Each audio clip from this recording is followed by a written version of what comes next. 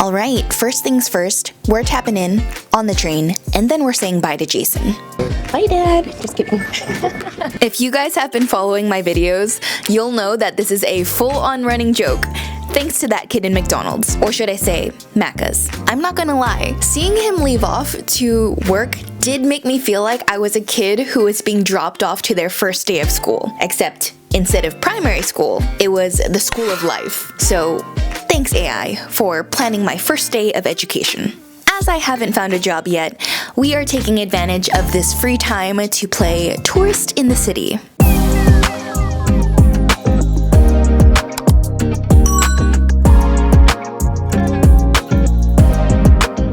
Alright friends, welcome to today's video where I am tasking ChatGPT to be my expert tour guide and take me around the city. So, I've been waking up with Jason pretty damn early because he has work, and so then I'm left to fend for myself. Just kidding. I come with him to the city so that I actually have the luxury to explore the city and, you know, get familiar with the public transit. And because there are so many suburbs, or just different sectors in Melbourne, I don't really know where to start for my exploration of the city. So, like I said, we're gonna task ChatGPT with being my expert tour guide. However, we cannot just go into this all willy-nilly. We gotta let ChatGPT know the things that we'd like to see and what we actually like to do. So, you know, because I've been waking up at 6:20 a.m. to get ready for the journey into the city, I'm a bit tired. So, coffee is definitely going to be on the menu of where I want Chat to take me. And let's say that we want it to be kind of cute, kind of bright, like a nice aesthetic looking coffee place. Secondly, I think that Melbourne has a lot of nice murals, so I'm down to see some street art if there are any. So we'll put that in there as well. What else?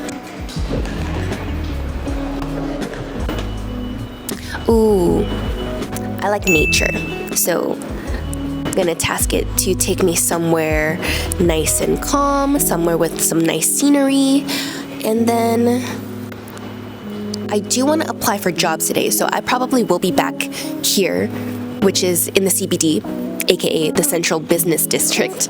I'm currently in the mall, so I'll probably want to come back to apply for jobs, so we'll put that somewhere in the itinerary as well. And then I do have some backlog of a lot of footage that I need to be editing to get my next videos up, so take me to another nice cafe to study and work, and somewhere that is laptop friendly with some outlets, or study friendly with a nice vibe. I think, oh, how could I forget? I need to eat at some point in the day, but I have dietary preferences, as you know if you've been with my channel. We want somewhere that's protein forward, where I can get animal protein and can be a bit meat heavy. Low on the carb, though I won't be super strict, like if there's some vegetables or salad that comes with. If there's a little bit of sauce, I'll be okay. Ooh, one other thing is that if possible today, I want to see a good sunset. And it is supposed to be 33 degrees today and partly sunny. If there's a sunset to see, I would like to see it. So let's also put that in there. That should probably create our full itinerary for the day. So yeah, Chat, do your thing, and let's see where you'll take me. Okay, looks like we have our itinerary, and let's get this thing started. Let's go to the first stop. Step 1 on ChatGPT's plan, coffee. And wow, I walked past this place twice because it looked like some random industrial area. No sign, nothing, just a bunch of people gathering around this alleyway, and I had no idea that they were queuing for coffee. Patricia's coffee, to be exact. Could I grab a tall iced Americano? Iced Americano? Yes. Take away or change here? Take away, please. Take away. Yeah, sure. Yeah. And which coffee beans would you like with your ice and lime? Friday. Like something rich not and that I really have the calm, fine something weekend. smooth, fruity. Let's do rich and caramely. And no sugar, please. Anything else? That's all. What's your name? Rachel. Get some sparkling water for you. Thank you. Inside it was tiny, which I'm learning is a part of Melbourne's more grab-and-go type of coffee culture. Places like these aren't uncommon. They even gave us sparkling water while we waited. Never seen that in a coffee shop before. A tiny touch of luxury in a hole in the wall. They also had your typical selection of freshly baked goods, and listen, the smells of all of these freshly baked treats while strolling down Melbourne CBD had me fighting demons all morning long asking me to try them all. But we stick to our 80% rule of keeping sweets off the table, at least for the mornings. Oh, yes. I'll trade you here. That's alright. Thank you. Cheers. Went with an Americano, or a long black as they call it here. Touch acidic, but still solid. Not bad.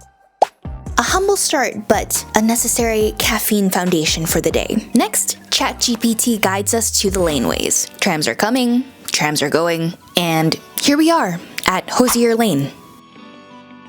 At first glance, all I saw was vandalized walls of graffiti. Seems a bit chaotic, but look closer, and you'll find that a lot of these pieces are actually insane, from cartoon style to hyper-realistic portraits. I even saw a wall that said, make sure to take some photos, but only after you've lived the moment. What good's a photo of the ocean when your eyes never saw how blue? Honestly, I couldn't have said it better myself, and I definitely made sure to take in the artwork that was surrounding me after that. Just a few minutes away is AC/DC Lane, and yes, they've got art that literally looks like it's bursting out the wall. Again, looks can be deceiving because when I walked to this lane, I didn't really think much of it, and I thought that Hosier Lane might have been better. But as I was walking through this lane, I ended up finding a lot of interesting pieces that I genuinely liked.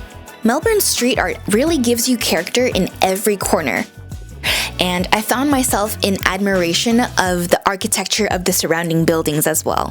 Next, nature stop, Fitzroy Gardens. Bonus, free tram zones. Pretty neat that certain zones in the city provides free transit. Right now, weekends are even free because of the construction of the metro tunnel. Melbourne, I see you spoiling us. We're conveniently dropped off to what seems like endless fields of grass and greenery. Then, it's a stroll through the grassy lands.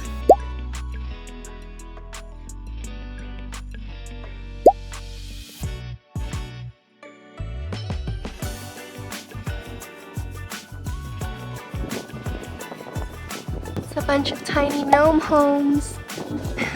Cute. Alright, so far the park is pretty nice. It kind of reminds me of a really massive Stanley Park. Just think large plains of many grass fields all put together, and I wouldn't quite call it a garden per se. I mean, it has the conservatory, but I don't really see too many flowers aside from the bush pine over there. Nothing really springy, floral, you know, but it is really nice, and I reckon that if someone wanted to have a picnic and just lay out with a few friends and have some snacks, this would be the perfect place to do it. And I feel like it wouldn't be overcrowded because it's so massive. Like, there's multiple different sections of just grass field. Might be nice to have a barbecue, actually, though I don't know if they'll allow you to bring a barbecue, but it'd be nice to just chill with some friends. Even if you just wanted to come here by yourself and maybe lay down, journal, touch some grass. It's an excellent place to do it, I must say. And then, this bee decided that my hand looked like prime real estate. Let me tell you that I was trying so hard not to panic. This little guy was circling my hand like it wanted way more intimacy than I signed up for. And I was not ready for that kind of relationship commitment. Childhood trauma alert, I actually got stung in the foot as a kid because I tried to step on a bee, which I agree, that was pretty much my fault. But don't even get me started on that time that a wasp flew in my hair as I was hanging upside down on a playground. So yeah, I'm not exactly a fearless bee whisperer. I didn't want to risk shaking my hand or swatting at it and potentially getting stung, so I did what any reasonable person would do. I recruited a brave grandma to come rescue me. She handled it like an absolute legend, and I basically discovered that I am a certified pansy. Moving along with the itinerary, it was time to adult. Back at the Emporium. Alright guys, we have made it back to the Emporium, aka the Melbourne Central Mall, and let's look for some work.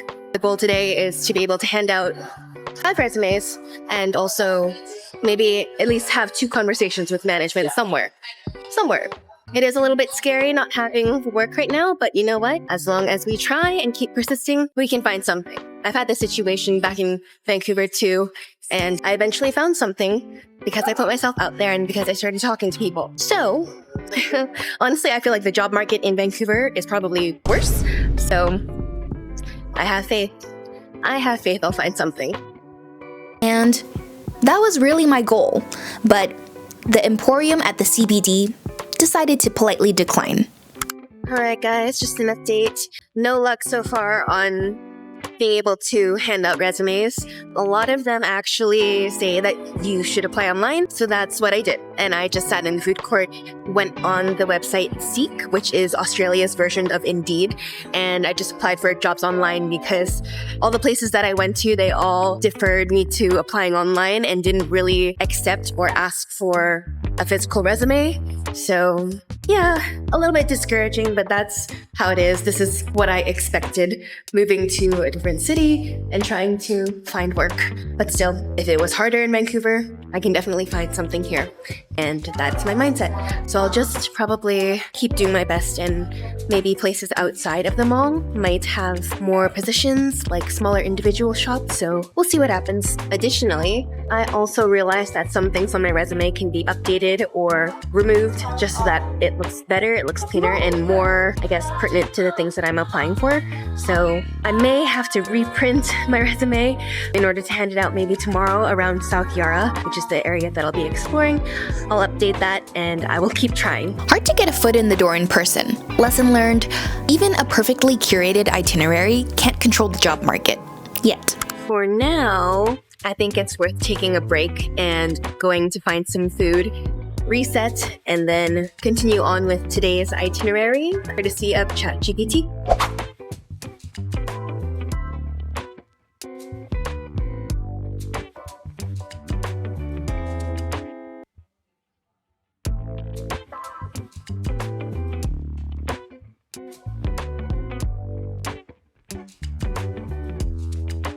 Alrighty, hopefully you guys can hear me with all the music in the background, but ChatGPT has led me to a place called the Afghan Kebab in Carlton. Honestly, I am impressed. This is definitely somewhere where I can order protein-forward foods because they have a lot of kebabs and grilled chicken. So that's what I have here. I think this might be hummus or some sort of tahini. Let's give it a taste test. This is the kebab. I asked for beef because I don't really like lamb. Let's try it on its own. I might try a little bit of the sauces, but who knows how much of it I'll have.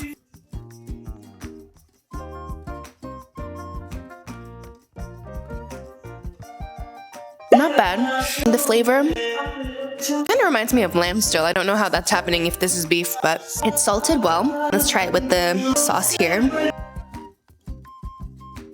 I don't know what kind of sauce this is, but it gives a nice tang and adds some acidity to the kebab that kind of brightens up the flavor, so to speak. I like it. Now, let's try some of this chicken. I don't know what spices they use. I never really go for Afghan food, but I guess I am today because Jason told me that I am banned from eating McDonald's forever in Melbourne. And I'm not gonna lie, the food scene actually is really, really good in Melbourne. There's so many different cuisines, different food stalls, things that I don't usually see in Canada. However, I don't usually eat those things on the regular, and if I were to, I wouldn't be surprised if I got a little chubby, you know? But I think it would be really, really sad, and Jason also thinks it would be really, really sad if I didn't try any of those foods at all and just stuck to my beef patties and McDonald's. So I'm definitely going to make exceptions for the weekend just to really embrace all of the food culture here, you know? Tastes like a regular grilled chicken. It looks like it's seasoned a lot, but I actually don't get much flavor from it. Let's try with the sauce here. That might be like tahini or something.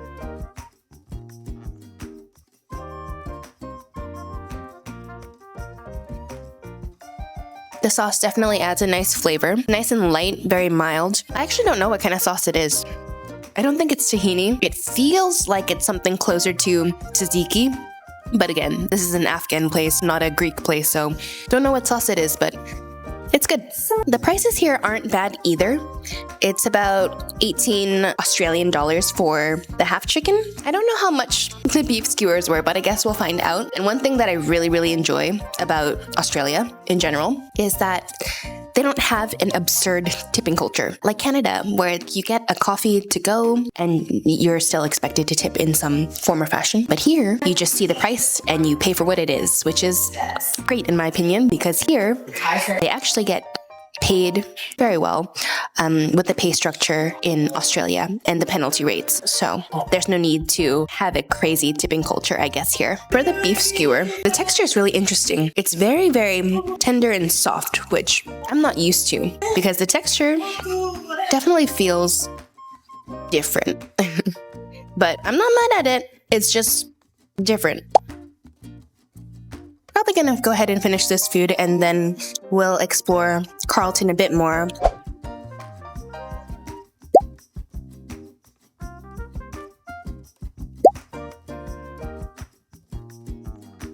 Next, time to get some personal work done. Cafe Carlton. Matcha in hand, laptop out.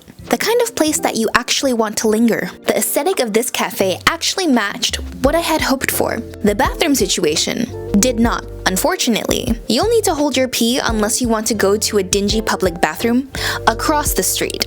Even more unfortunately, I could not. And let me just say, I never want to use that bathroom again. The bonus of this cafe, meeting Tammy and Carla, a couple of working girlies who were really open and helpful about the working holiday life. A contrast to the mall employees who only offered the usual apply online spiel. Real people, real advice. It's nice when AI leads you somewhere that doesn't just check boxes, but actually gives a little human connection. I'd give this place 7.5 out of 10 stars. Minus points for the bathroom, but points added for the people. Sunset hour at Carlton Gardens? Skipped. The cloud said no. So as you can see, it's not very sunny at all. So I decided to save the gardens, was what chat recommended to me at the end for golden hour. But there really was no golden hour. If you could see working at the cafe, it was really cloudy. So since I'm saving that for later, that is pretty much the end of this video. The day overall worked out to be around 7.5 stars out of 10. The day still had coffee, street art, greenery, and a decent dose of productivity. AI might not be able to handle everything, but it can plan a decent day out. And that's a wrap on today's AI-controlled day, which concludes today's video. How do you guys genuinely think that ChatGPT did? Because truthfully, I think next time I should just recruit a real-life human or some strangers off the street to tell me the inside scoop of where I should go in Melbourne. Honestly, Jason's probably got some opinions. And if you want to keep watching me stumble through Melbourne with questionable guidance, go ahead and subscribe. Consider it a VIP pass to my small-scale adventures. Other than that, I will see you guys in the next video. Hope you guys enjoyed it. Bye!